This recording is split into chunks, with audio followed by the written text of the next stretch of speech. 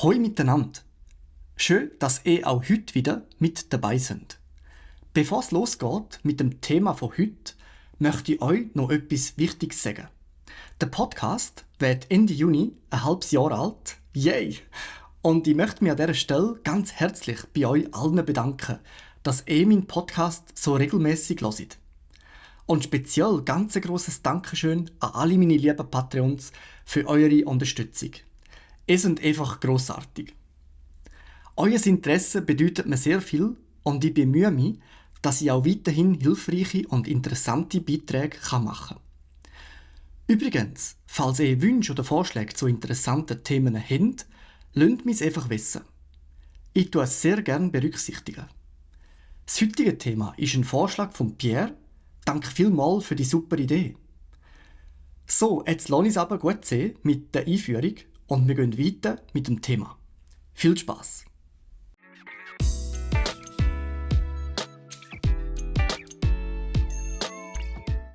Was ist Genfer Eskalade?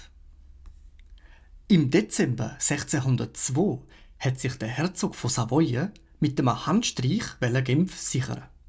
Der Angriff ist gescheitert und die Stadt ist endgültig unabhängig geworden. In der Nacht auf den 12. Dezember 1602 hat Genf unruhige Stunden erlebt. Die Savoyarden, die Bewohner von Savoyen, haben die Stadt mit einigen tausend Mann angegriffen.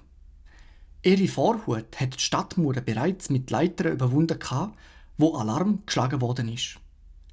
Die savoyardischen Soldaten hätten das Stadttor für die restlichen Truppen aufmachen sollen, haben es aber nicht geschafft. Damit ist der Plan vom Herzog von Savoyen gescheitert.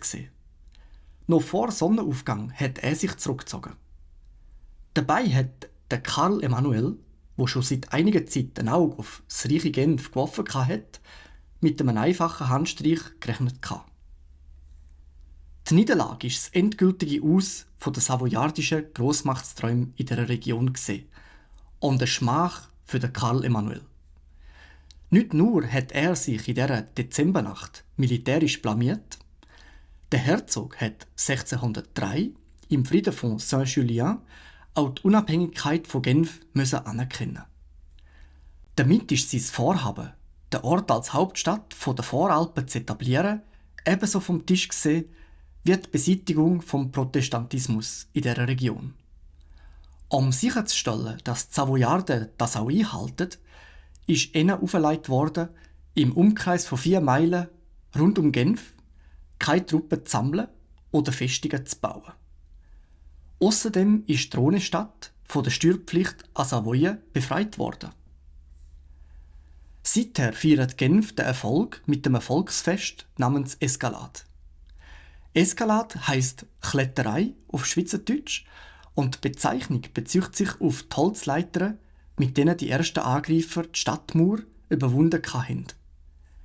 Immer wieder und gern wird im Zusammenhang mit dieser Nacht die Legende von der Madame Rouillon erzählt. Die Genferin soll einen vollen Suppentopf über die Soldaten aus Savoyen geleert und damit einen wichtigen Beitrag zur Verteidigung der Stadt geleistet haben. Der Inhalt vom Topf variiert. Je nachdem wird die Geschichte erzählt. Noch heute wird an der jährlichen Feier mit kleinen Suppentöpfchen aus Schoki an diese Geschichte erinnert.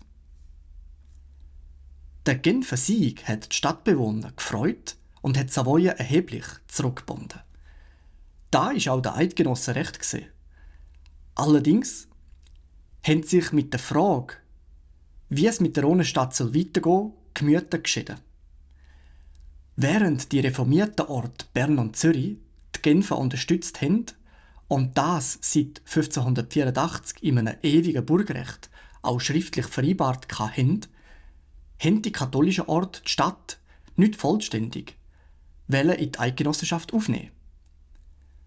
Der Konfessionskonflikt hat nach wie vor unter den 13 Orten geschwelt und die Verschiebung vom fragilen Gleichgewicht ist riskant gewesen.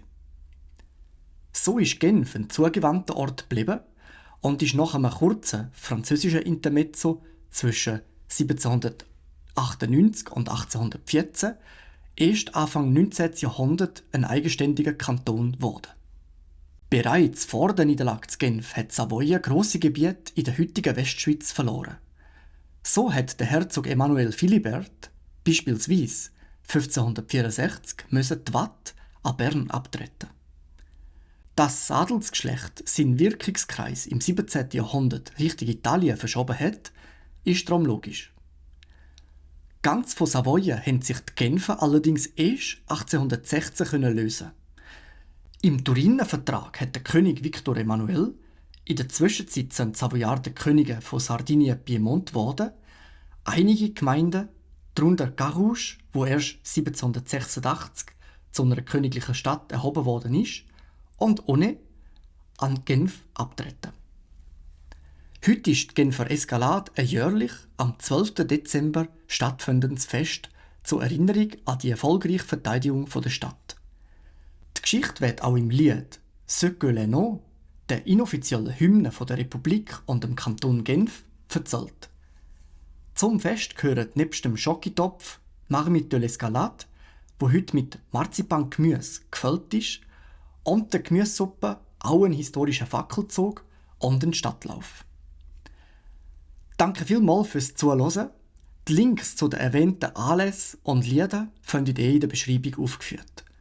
Ich hoffe, es hat euch gefallen und falls ihr Lust habt, diese und mehr Geschichten auf Schweizerdeutsch und Hochdeutsch nachzulesen, dann schaut bei mir auf Patreon rein.